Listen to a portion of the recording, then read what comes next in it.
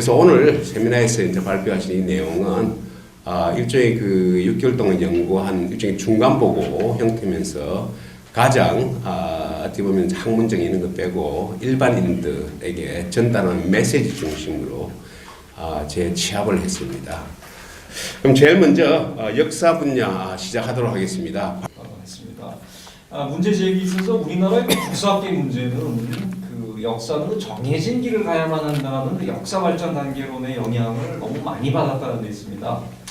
역사 발전 단계론은 되게 유토피아 또는 인간 해방을 그 최종 단계로 설정하고 있는데 이런 논리에 그 함몰된 사상은 예외 없이 인간의 노예화를 보장하는 전체주의로 빠져들었습니다. 그러나 국사학계는 내재적 발전론이니 자본주의 맹아론이니 하는 이름을 가지고 소위 그 진보를 향한 역사 발전 단계론을 합리화하는 그 노력을 해왔고 그 결과 역사 연구와 역사 교육에 있어서 그 왜곡을 가져왔습니다. 우리 사회는 그 불행히도 이런 그 허구적 프레임에 빠져가지고 헤어나지 못하고 있는데 최근 국사학계가 교과서에서 자유민주주의를 쓰지 말고 대신 민주주의로 쓰자는 주장, 민주주의라고 하는 앞에는 무엇이든 다 붙일 수가 있기 때문에 우리 사회에 큰 영향을 미친 그 모택동주의적인 인민민주주의 혹은 그 민중민주주의까지 포괄하고자 하는 의지가 강하고 어떤 한 근현대사 교과서에는 그 이승만 대통령 사진은 하나도 없고 모택동의 사진이 크게 실린 거 이런 것들은 바로 이런 영향이라고 볼 수가 있겠습니다. 이런 용어 혼란 전술은 과거 공산주의 세력이 선전전에서 너무나 잘 사용해왔던 수법입니다. 그래서 우리가 역사적으로 볼셰비키 하면 다수파, 멘셰비키 하면 소수파라고 돼 있죠. 볼셰빅은 러시아어로 다수라고 하는 뜻이고 멘셰빅은 소수라고 하는 뜻인데 사실 이거는 레닌이 그렇게 주야장창 얘기를 하다 보니까 이게 볼셰비키, 멘셰비키가 된 거지 결코 볼셰비키가 다수가 아니고 멘셰비키가 소수가 아니었습니다. 사실 멘셰비키가 더 많았었습니다. 그런데 이게 역사 용어로 굳어져서 오늘날의 사람들은 볼셰비키가 다수파인 것으로 착각을 하는 것이 아주 대표적인 예라고 볼 수가 있겠습니다. 이런 용어 중 대표적인 혼란 용어가 진보인데요. 북한 및 국내 어떤 종북 세력들에게는 진보라고 하는 용어가 굉장히 진취적인 의미를 내포하고 있어서 일반 대중들에게 호감을 갖고 있습니다. 그래서 그들이 지향하는 사회를 진보 사회 또는 진보 사상이라고 하고 본인들을 진보 인사, 진보 진영으로 지칭을 하고 있는데. 이런 것들은 사실은 올바른 용어가 아니기 때문에 우리가 제일 먼저 좀 바꿔야 될 용어가 아닌가라는 생각을 하고 있고 또한 북한 당국이 구사하는 용어 혼란 중에 민족공조 이런 것도 통일전선 차원의 용어이기 때문에 우리가 너무 비판 없이 수용을 하고 있다 라는 얘기를 드리고자 합니다. 그래서 우리가 너무 이런 것들 스스럼 없이 사용하고 있기 때문에 본 발제문에서는 우리 사회에 확산되어 있는 정치 사상 및 역사 관련 용어의 왜곡 실태와 그를 분석하고 이에 정상화 방안을 제시하고자 합니다. 용어 혼란 전술이라고 하는 것은 공산주의자들이 혁명 과정에서 대중들의 지지와 협조를 획득하기 위해 특정 용어를 실제 용도와 달리 대중의 호감이 가도록 그럴듯하게 포장해서 구사하는 전술이고 이번에 잘 나와 있다시피 북한은 이런 선동 아지프로라고 하죠. Agitation and Propaganda의 준말인 사업을 아래와 같이 규정을 하고 있습니다. 그래서 이런 것들이 국내 종북 세력들과 북한 체제에 의해서 용어 혼란 전술이 아주 무차별적으로 사실은 이게 시행이 되고 있고 그리고 여기에 우리가 일정 부분이라고 하기는 너무 큽니다. 사실은 상당히 여기에 몰아나는 측면이 있다. 그렇게 생각이 되고 있기 때문에 이런 대표적인 예를 지적을 하도록 하겠습니다. 먼저 그 대한민국에 대한 호칭이 이제 뭐 남조선, 이남, 남쪽 정부 뭐 이런 그 얘기를 하고 있는데 우리가 이런 그 용어를 그 쓰고 있고 뭐 대표적으로 존경하는 그 리정희 그 동무께서 남쪽 정부라고 해가지고 이게 상당히 유명한 그 얘기가 되어버렸죠. 그래서 그 대한민국에 대한 그 호칭을 좀 바로 해야겠다라고 하는 거. 그다음에 역시 그 북한에 대한 호칭에 대해서 우리 일각에서는 뭐 이북, 뭐 심지어는 그 조선민주주의 인민공화국 또는 공화국, 우리공화국 뭐 이런 식으로 그 쓰는 경우를 보면서 그 경악을 했는데 그 국사편찬위원회 지금 그 가장 요직을 맡았던 분이 주로 또 이런 그 북한을 그 지칭할 때 공화국, 우리공화국이라고 하는 얘기를 해서 뭐 처음에는 사람들이 저 양반이 지금 무슨 얘기를 하고 있는 거지? 뭐 알고 봤더니 북한에 대해서 이렇게 그 공화국이라고 계속 그 얘기를 한 거는 뭐 거의 그 전설적인 얘기입니다. 그래서 뭐 그런 분들이 사실 국사편찬위원회에 계셔서 이 편수를 담당하고 있으니 뭐 사실 국사 교육이 도대체 어떻게 되겠는가? 뭐 이거는 뭐 우리가 뭐 얘기를 안 해도 뭐 강조를 안 해도 충분히 그 폐해를 알 수가 있다고 생각이 됩니다. 자, 북한은 인정하든 인정하지 않든 간에 국제사회에서 국가의 위상을 누리고 있고 그 다음에 남북 유엔 동시가입과 남북 기본 합의서 6.15 공동선언 때문에 그 정부로서 그 행세를 하고 있는 것만은 사실입니다. 그런데 하지만 그 우리 헌법상의 문제에 있어서 그 한반도에 있어서 유일헌법 정부는 대한민국이라고 하는 게 우리 헌법에도 있지만 헌법재판소와 그 대법원의 그 일관된 입장이기 때문에 이게 사실은 좀 그 국제법과 지금 국내법의 어떤 그 갈등이 일어나는 거 있는 것만은 사실이지만 하지만 우리가 북한을 그냥 그 합법국가로 인정하는 것은 그 국내법에 그 문제가 있다라고 하는 것을 얘기를 하겠습니다.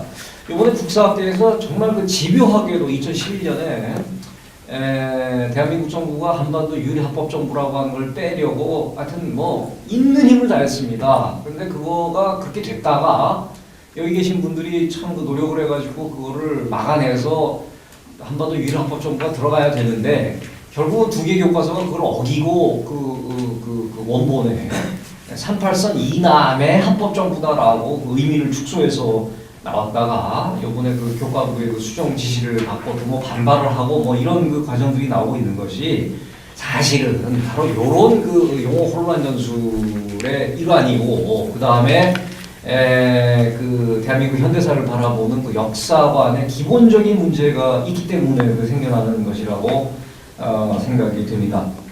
북한은 그 대한민국을 남조선 괴뢰라고 부르면서 그 국가로 인정하지 않고 있기 때문에 우리가 북한을 인정을 만약 국내법적으로 한다고 하면은 그건 또 우리가 또 이 지고 들어가는 그 문제가 있다고 생각이 됩니다. 그래서 북한의 그 급변 사태가 발생돼 가지고 우리 정부가 그 치안 유지 병력 및 군과 경찰을 보내 무질서 상태를 바로잡고 뭐 그렇게 한다고 했을 때 만약에 우리가 북한을 합법 국가로 인정을 한다고 하면은 주권 국가에 대한 침략 행위가 되는 뭐 이런 또 문제가 생겨난다고 보겠습니다.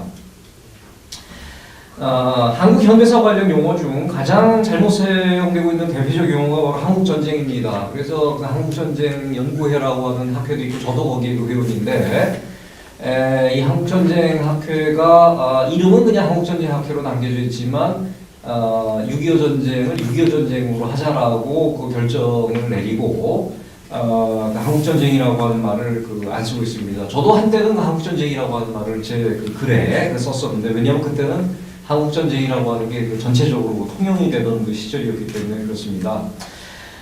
국제사회에서 한국전쟁이라고 호칭하는 것은 이해할 수가 있습니다. 왜냐하면 코리안 워이기 때문에. 하지만 대한민국 국민이 6.25 남침전쟁의 그 책임 소지와 성격을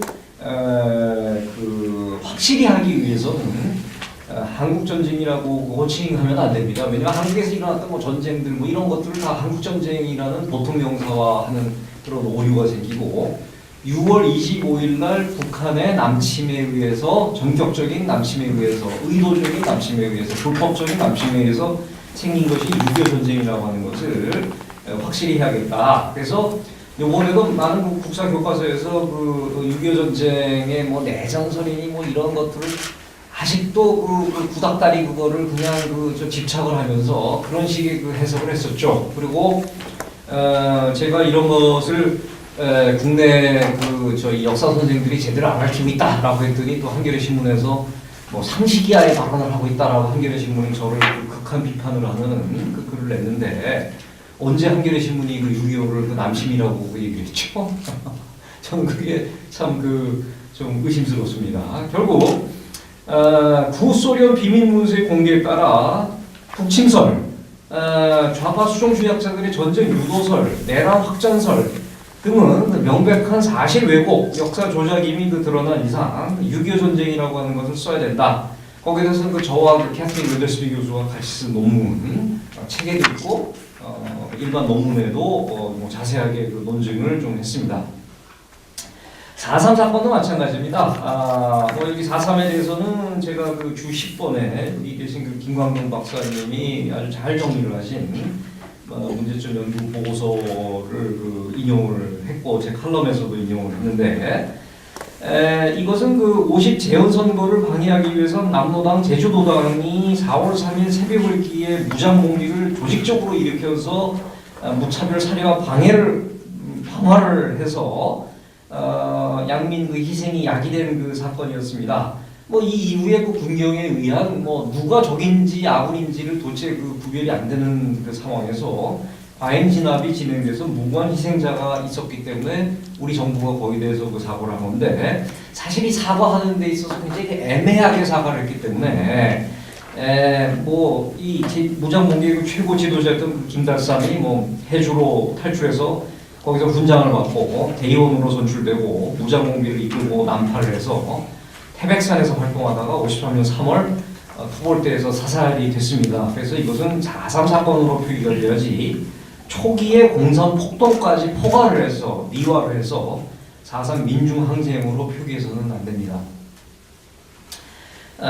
또 다른 용어의 문제는 이제 민족인데 북한은 뭐 사실 우리 민족을 김일성 민족이라고 하고 있죠. 그래서 김일성 민족이라고 하는 프레임을 통해서 본 민족은 북한 체제에 동조하는 사람들은 민족의 개념에 들어가고 여기에 동조하지 않은 사람은 반민족 세력이 됩니다. 그래서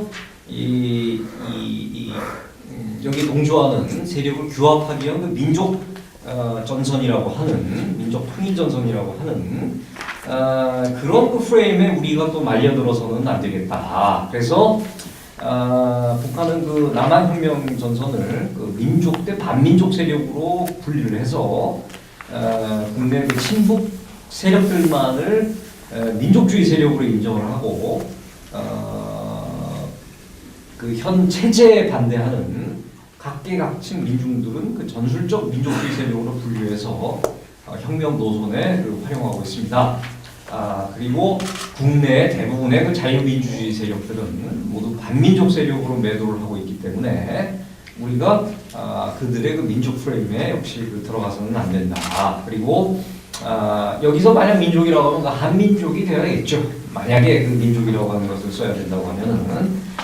그리고 이제 양심수라고 하는 얘기가 요즘 굉장히 많이 쓰이고 있는데 양심수는 사실 비전향 좌익 장기수를 양심수라고 하면서 이들 미화하고 뭐 이들의 전면 석방을 주장하고 또는 돌아가신 분들에 대해서는 뭐 전교조 교사들 중에 일부가 학생들을 데리고 와가지고 거기서 뭐 추도제를 한다든가 이런 것들이 있습니다. 그런데 이런 이들이 주장하는 양심수는 적화 통일 사범이며 적화 통일 세력이지. 그리고 비전향 장기수는 출수한 공산주의자이지 진정한 의미의 양심수가 될 수가 없다라고 하는 거. 이것도 지적이 되어야 될 것 같습니다. 자, 이런 역사 관련 용어의 폐해와 문제점은 첫째, 대한민국의 자유민주주의 이념과 국가 정체성을 부정하는 거. 왜 그렇게 그 국사 교과서에서 자유민주주의를 그냥 막 생명 걸고 목숨 걸고 그 빼려고 그렇게 노력을 했는지 우리가 잘 살펴봐야 됩니다. 바로 이 프레임에 빠져 있기 때문에 여기서 벗어날 수가 없는 것이겠죠. 둘째, 북한 및 국내 종북 세력의 그 활동을 그 정당화해 준다는 거. 그 다음에 셋째는 국가 이념과 사상 영역을 오염해서 결국은 무력화시킨다라고 하는 거. 넷째는 그 우리 사회 그 남남 갈등이 그 증폭이 되고 국론 분열이 격화된다는 점입니다. 우리는 그 자유민주주의 국가이기 때문에 이런 사회에서는 다양한 이견이 존재하는 것은 당연한 일입니다. 이것이 바로 그 획일화된 그 공산주의 체제와는 북한의 인자인 장성태기가 좀 삐딱하게 그 박수를 쳤다고 해가지고 그게 그 죄목이 돼서 하루 아침에 그냥 뭐 정말 묵사발이 돼서 하는 사회와는 다르죠. 아무리 유시민 씨가 이게 그 장성택과 이석기가 이게 같은 거다 이렇게 그 주장을 해도 결국 그것은 그 자기 무덤을 파는 그 논리가 될 수밖에 없습니다. 근데 그 유시민 씨는 참 그 정치 은퇴했다고 하지 않았나요? 근데 또 갑자기 이런 그 정치 발언을 또 하신지 잘 모르겠는데. 그런데 이런 다양성에 기초한 자유민주 체제의 장점이자 우월성이긴 하지만 우파 전체주의, 파시스트 체제, 그리고 좌파 전체주의, 공산 독재 체제는 자유민주 체제에서 용인될 수가 없습니다. 이것은 우리 헌법의 그 위헌입니다. 그렇기 때문에 특정 용어를 의도적으로 왜곡하고 부정하는 것은 우리 사회의 그 불신과 의혹을 걷잡을 수 없게 확산시켜서 사회 혼란을 양산하고 우리 체제의 그 근간을 흔들 수 있다. 그것을 우리가 자유민주주의 체제가 모든 걸 다 허용할 수가 없고 해서는 안 된다. 두 개, 좌파 전체주의와 우파 전체주의는 도저히 이것은 그 할 수가 없는데 이들의 용어와 이들의 프레임에 우리가 그 빠져 있는 게 그 문제라고 생각이 됩니다. 정상화 방안은 주로 이 부분은 이제 유동열 박사께서 쓰셨는데요. 그 정확한 용어 사용 계도, 대체 용어 개발 및 보급 사용, 그리고 오용되는 정치 이념 용어 폐기 방안 뭐 세 가지를 그 제시를 좀 했습니다. 그리고 정책 제언으로서는 정부 산하에 그 전담 부서를 설치해서 운영하고 계도를 하자. 그래서 제 1안으로는 국무총리실 산하에 전담 팀을 그 태스크 포스를 그 운영하는 방법. 2안으로는 뭐 교육부 산하에 그 전담 팀을 그 운영하는 방법. 3안은 국어연구원과 또는 한국학중앙연구원의 전담팀을 운영하는 방법 세 가지를 그 제시를 하고 계십니다. 그리고 이제 언론 매체 올바른 사용 권장을 우리가 해나가야겠다. 그래서 우리 그 메이저 언론들조차도 뭐 진보 진영, 뭐 민족보 뭐 세력 뭐 이런 그 얘기를 그 하고 있는데 이것은 메이저 언론조차 이 프레임에서 빠져나오지 못하고 있다라고 하는 것을 보여주는 좋은 예라고 생각이 되고, 그 다음에 홍보 책자, 동영상 자료 제작, 배포 등의 그 대국민 홍보가 있어야 될 것 같습니다. 그래서 이번에 그 한국경제연구원의 사회통합센터가 하고 있는 바로 이러한 그 모색이 바로 이런 그 정명운동이 바로 이런 그 역사 용어, 그리고 정치 용어, 경제 용어, 뭐 복지 분야, 문화 분야에 있어서 잘못된 우리가 용어 혼란을 바로잡기 위한 하나의 운동이라고 저는 생각이 돼서 이런 그 자리를 마련해 주신 한국경제연구원의 사회통합센터에 감사의 말씀을 전하면서 저의 그 발표를 마치도록 하겠습니다. 감사합니다. 그 몇 가지 사례를 들어서 발표를 했습니다만은 사실은 발표하신 것보다 실제는 좀 더 심각한 그 양상이라고 하는 것을 조금 말씀드리는 게 좀 좋을 것 같습니다. 단적으로 얘기해서 역사 영역을 얘기하자고 한다면 이 한국사 영역이라고 하는 것은 거의 그야말로 거의 90% 이상 이 막스주의적 용어, 그다음에 이 북한식 용어에 의해서 지배되는 그런 이 담론의 이 틀을 가지고 있다, 이렇게 충분히 말씀드릴 수가 있습니다. 예컨대 우리나라 이 대부분의 역사책에서 한국사를 설명하는 책에서 한국사의 어떤 발전 과정이라고 하는 것을 이론적으로 설명하는 어떤 부분을 본다고 하더라도 그것을 막스주의 도식에서 벗어난 다른 방법으로 설명하는 책이 단 한 권도 없다고 보면 됩니다. 그 얘기는 한국사의 발전이라고 하는 것을 적어도 언급하는 책들은 모두가 막스의 역사 발전 단계론에 입각해 있고 따라서 각각의 시기를 이 사회구성체론적 이 틀을 가지고 분석하고 있다는 얘기입니다. 이제 예를 들겠습니다. 가장 대표적으로다가 예를 들 수 있는 것이 이번에 고등학교 뭐 중학교도 다 마찬가지지만 좌편향 7종 교과서에서 나타난 그런 것인데 거기에서는 기본적으로 이 20세기 이후에 이 역사 발전의 어떤 그 기본적인 어떤 세계사적인 대립의 틀을 자본주의 대 사회주의 내지는 공산주의라고 하는 대립 틀로 봐요. 자, 우리는 그것이 마치 하나의 이 역사적 시기에 선택을 달리하는 그런 어떤 그 대립으로다가 이해하기 쉽습니다. 그러나 그것은 오로지 표면일 뿐이에요. 그 좌편향 교과서들이 말하고자 하는 것은 역사 발전이라고 하는 것은 필연적으로 봉건제에서 자본주의를 거쳐가지고 사회주의, 공산주의로 발전의 방향이 있는 것인데 그리고 그것은 필연적인 것인데 이 자유사회는 자본주의라고 하는 그 허접한 그러한 역사 발전 단계에 머물러 있으려고 하고 그것을 지키려고 하는 데 비해서 공산주의자들은 사회주의 단계로 나아가려고 하거나 아니면 그보다 더 진전된 공산주의 사회로 나아가려고 한다고 하는 그러한 이 사회주의와 공산주의가 체제적으로 볼 때, 역사적으로 볼 때 더 뛰어나다고 하는 것을 이론적인 전제로 하면서 역사를 설명하고 있는 겁니다. 바로 그렇기 때문에 사회주의나 공산주의를 주장하면 시장경제나 이런 것을 주장하는 세력하고 뚜렷이 구별돼 가지고 그 자체로 진보라고 주장하는 겁니다. 자, 그러면 우리가 그들 세력을 지금 우리나라 언론에서 통칭하듯이 진보로 같이 불러주면 그러면 우리는 뭐가 되는 겁니까?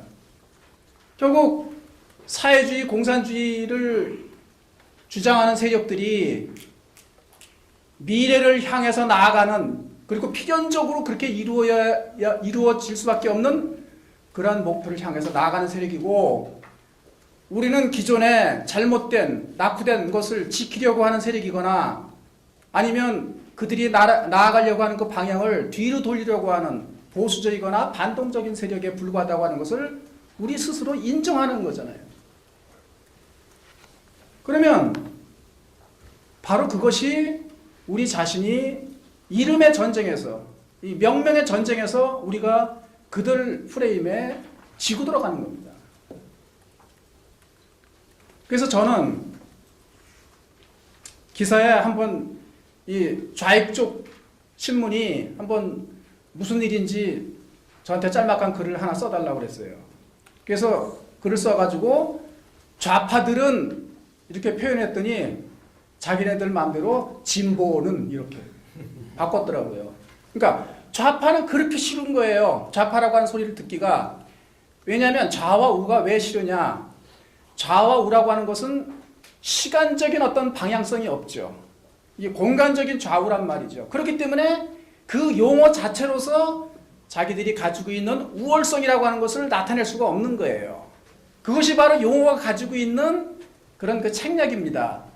용어를 쓰기만 해도 어느 쪽이 다른 쪽보다 우월하다고 느끼도록 하는 것. 그리고 우리는 그걸 가지고 뭐라고 얘기할 수 있느냐면은 이러한 이 좌파들의 수법을 가지고 양두구육이라고 하는 말로다가 우리는 이걸 표현할 수가 있습니다. 양의 탈을 쓴 늑대들이죠. 좌파들은 이 양의 탈을 쓰기 위해서 아주 아름다운 양, 착한 양, 이런 것들을 그 탈들을 부지런히 찾아가지고 만듭니다. 그래서 좌파들이 쓰는 용어들 다 좋잖아요. 아름다운, 착한, 사람 중심, 뭐 인과나, 참교육, 좋은 말은 다 갖다 붙였습니다. 그런데 거기에 딱 한 가지 빠진 게 있어요. 진실이 빠졌죠. 그러니까 거짓이라는 것만 빼면 다 좋은 말 투성이에요. 그렇죠? 그래서 이 분규가 일어나고 사회적으로 갈등이 일어나면은 거기에 희망버스가 나가잖아요. 그 희망버스가 나가면 거기서 희망버스가 나간 다음에 벌어지는 것은 폭력과 그야말로 대규모 비극이죠. 그런데 그것이 바로 희망이라는 이름으로 포장이 되는 거예요. 가장 악랄한 짓을 저지르면서 그것을 포장하는 용어로 희망이 등장하는 겁니다. 자, 순진한 초등학생, 중학생, 고등학생 앉혀놓고 계급투쟁의 전사를 만들기 위해서, 아니 보다 정확히는 계급투쟁의 도구로 사용하기 위해서 그 청소년들을 의식화시키면서 그들한테 참교육을 시킨다고 얘기를 해요. 참교육, 참 좋은 말이죠. 참이라는 말이 얼마나 좋은 말이에요. 그러니까 그런 좋은 말을 양의 껍데기를 쓰면서 이 속으로는 그야말로 그들을 그야말로 죽음의 이 도구로 삼는 그런 방법을 쓰는 거죠. 뭐 바로 그와 같은 그 양두구역의 가장 대표적인 이름은 바로 조선민주주의 인민공화국입니다. 조선민주주의 인민공화국에 무엇이 그 표현된 내용과 그 표현된 것과 내용상 일치하는 게 있겠습니까? 단 하나도 없죠. 왜냐? 조선, 그 나라는 조선이 중요한 게 아니라 김일성이 중요한 거죠. 김일성 가면 백두혈통. 조선이 아니라 백두혈통이잖아요. 민주주의가 아니라 파쇼 공산주의죠. 저는 파쇼 공산주의라고 얘기합니다. 왜냐하면 북한 전체주의 체제는 파시즘과 공산주의의 가장 악랄한 점을 가장 절묘하게 결합한 체제예요. 그렇기 때문에 파쇼 공산주의예요. 자, 그러니까 조선 사기죠. 민주주의 사기죠. 인민. 조선민주주의 공화국에서 인민이라고 하는 것은 뭐냐?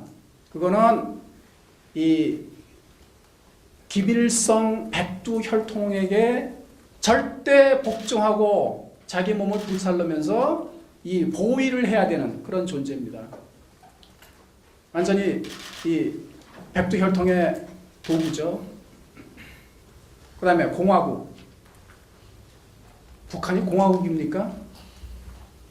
김일성 개인 전체주의 국가죠. 그러니까 이름의 모든 표현이 그 내용과 완전히 상반되는 이와 같은 시스템. 이것이 바로 양두구육이라는 것이죠. 그런데 바로 우리나라의 좌파들은 바로 이와 같은 양두구육의 전술을 쓰고 있는 것이고 그 양두구육의 그 표현을 만약에 우리가 그대로 받아들인다고 한다면 우리는 이미 지고 들어가는 거라는 겁니다. 그렇기 때문에 오늘 이 세미나에 의의가 있는 겁니다. 이게 그렇다고 한다면 이제 어떻게 양의 껍데기를 벗겨내 버릴 것인가? 그들이 가지고 있는 좌익들이 가지고 있는 그냥 본래의 모습을 드러나게 만들 것인가? 그 하나하나가 치열한 투쟁입니다. 왜냐하면 국사학계가 압도적인 다수가 90%가 바로 그 좌익에 속해 있기 때문에 그것에서 하나하나 용어 하나하나를 찾아온다고 하는 것은 그거는 일종의 시가전 벌이는 거나 마찬가지 상황입니다. 건물 하나하나를 공격해서 차지하고 하나를 공격해서 차지하고 아주 길고 지루한 싸움이 될 겁니다. 하지만 그렇다고 하더라도 그 싸움에서 우리가 반드시 승리를 해야만 합니다. 자, 바로 그런 점에서 첫 출발서부터 얘기를 하자고 한다면 역사 발전 단계선 이거 폐기해버려야 됩니다. 인류의 역사 발전에는 이 정해진 목적이 없습니다. 정해진 법칙이 없어요. 만약에 있다고 한다면 오로지 진화만 있습니다. 진화. 그렇죠? 인간 사회는 끊임없이 변화해요. 하지만 변화를 거듭하면 언젠가는 인간이 미생물로 돌아간다? 그건 성립하지 않아요. 근데 바로 공산주의로는 바로 그거잖아요. 처음에 원시공산주의에서 시작해가지고 발전을 거듭해 나가면은 결국은 원시공산주의처럼 공산주의가 다시 된다. 그거야말로 철부지 같은 생각이고 자궁으로 다시 들어가고 싶은 생각이고 사고를 포기하고 싶은 그런 생각에 불과합니다. 그런 건 존재하지 않아요. 끊임없이 변화하는 것만 존재합니다. 그러면 우리가 지난 세기, 금세기에 공산주의와 이 자유주의 세계가 싸운 이 위대한 어떤 그 시기를 우리 자유주의로서는 위대한 시기죠. 왜냐하면 우리는 승리했으니까. 이 승리를 어떻게 봐야 되겠어요? 그것을 자본주의 대 사회주의 혹은 자본주의 대 공산주의의 대립으로 봐야 되겠습니까? 천만이죠. 그것은 전체주의와 자유민주주의와의 싸움이었죠. 그리고 위대하게 자유민주주의가 승리를 했습니다. 그 다음에 다른 방식으로 표현하자면 그것은 전근대적 반동 세력과 근대적 세력과의 싸움으로도 볼 수 있습니다. 왜냐하면 근대적 세력이라고 하는 것이 시장경제와 자유민주주의를 복합적으로 추구하는 세력이었고 전근대적 반동 세력이라고 하는 것이 인간의 자유를 억압하면서 전체주의라고 하는 방법을 통해서 사회와 인간을 묶어두려고 하는 그런 체제였기 때문에 그렇죠. 그러니까 우리가 역사 발전의 어떤 한 국면에서의 변화 상황은 다양한 시각을 가지고 접근해 들어갈 수가 있습니다. 우리는 어떤 한 가지 시각이 이것만이 맞다라고 주장해서는 안 돼요. 바로 그것이 우리 사고가 열렸다고 하는 것을 증명하는 게 됩니다. 우리는 하나만 주장해서는 안 돼요. 그러나 모든 책이 다 막스주의의 도식에 따라서 사회주의와 공산주의로 나가는 것을 필연적으로 전제한다고 하는 것은 그 사고 자체가 이미 전체주의적 틀에 갇혀 있다고 하는 것을 의미하는 것이죠.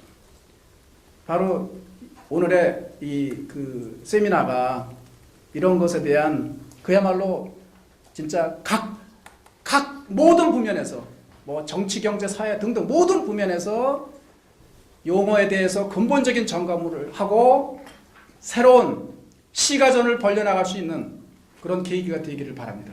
이만 마치겠습니다. 우리 쓰고 있는 그 용어 중에서 이 종북 세력의 용어 혼란 전술이라고 하는데 이 용어 문제는 전술 차원이 아니고 제가 보기로는 전략이라고 생각이 됩니다. 조금 더 큰 틀에서 이 문제를 보고 대처를 좀 해나가야 되지 않겠나.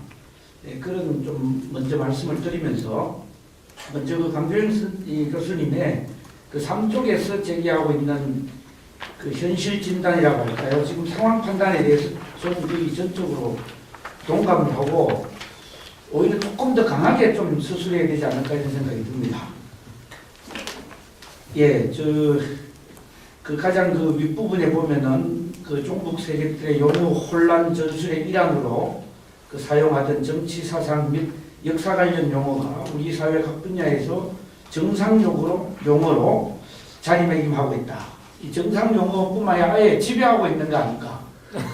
이게 좀 생각을 하고 그 다음에 그 뒤에도 보면 가장 마지막 그 줄에요. 자유민주주의 체제를 위협하는 주요 요인으로 부각될 가능성이 노고하다 이렇게 했는데 이런 것들을 좀 더 자신 있게 좀 쓰는 게 좋지 않겠나 하는 생각이 듭니다. 예, 그 다음에 이 전체 글에 대해서 아직 이게 이제 보고서 마지막으로 내기 위한 중간 단계라고 하는데 좀 유념해서 몇 가지 좀 의견을 드리고자 하는데요. 그 폐해와 문제점 분석 뭐 이런 거에 대해서는 거의 다 동감을 하고요. 정상화 방안에 대해서도 기본적으로 동의합니다. 그리고 정책 제언과 관련해서는 제가 보기로는 요즘 너무 이렇게 우리가 대립각 입장에서 딱 세우면은 이게 조금 제가 보기로 실현하는데 즉 현실화시키는데 약간 장애가 있더라고요.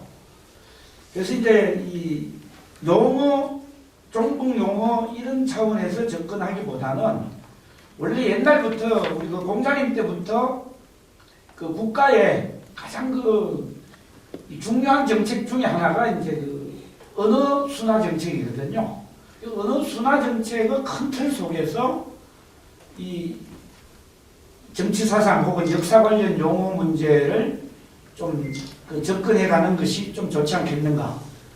그래서 문화부라든가 교육부의 기본 정책으로서 국가의 기본 정책으로서 언어 순화 정책 이게 반드시 이게 역사 용어라든가 정치 사상 용어뿐만이 아니고 요즘 우리가 일상적인 소통 용어에도 너무 지나치게 감정적이고 배타적이고 적개심이 들어있는 용어들이 굉장히 많습니다. 그리고 아고라라든가 뭐 일베라든가 이런 데서 논의되는 용어를 보면은 모두 좀 순화해 가는 이런 입장에서 좀 접근해 갈 거를 좀 의견을 드리고 싶고요.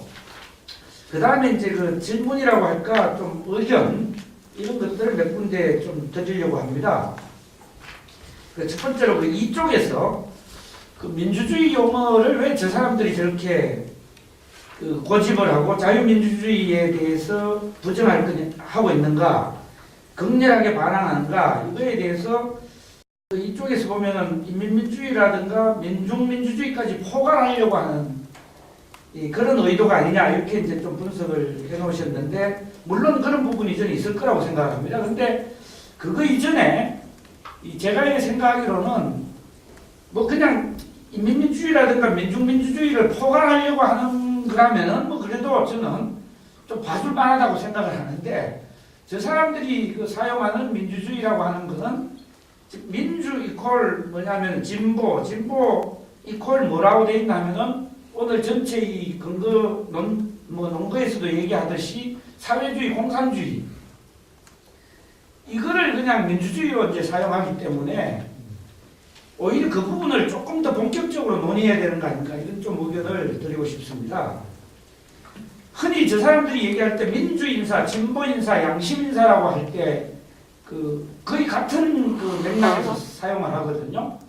그거에 이제 가장 기저에는 민주주의 이퀄 사회주의, 공산주의고 자유주의를 부정하는 용어로서 이 자유민주주의, 자유와 민주주의를 합하는 것에 대해서 이제 거부하고 있는 거라고 저는 생각을 합니다. 좀 그런 입장에서 조금 더 적극적으로 좀 논의를 해주셨으면 하는 의견을 첫 번째로 드리고요. 그 다음에 이제 두 번째로 드리고 싶은 의견 중에 하나가 4쪽 가장 마지막 단락에 관련되는 건데, 요즘 우리 사회에서 우리 진영의 논리하고 좀 다른 거에 대해서 뭐 좌파 이렇게 이제 나가는 거를 좀 거기에서 그치지 않고 아예 종북 이렇게까지 이제 요즘 그냥 싸잡아서 이쪽에서도 좀 매도하는 그런 어떤 경향이 저는 있는 것 같거든요. 그거는 결코 싸움을 하는 데 있어서도 저는 현명한 그런 전략은 아니라고 생각을 합니다. 가능하면은 정말 종북이라든가 이런 세력들은 좀 고립시키고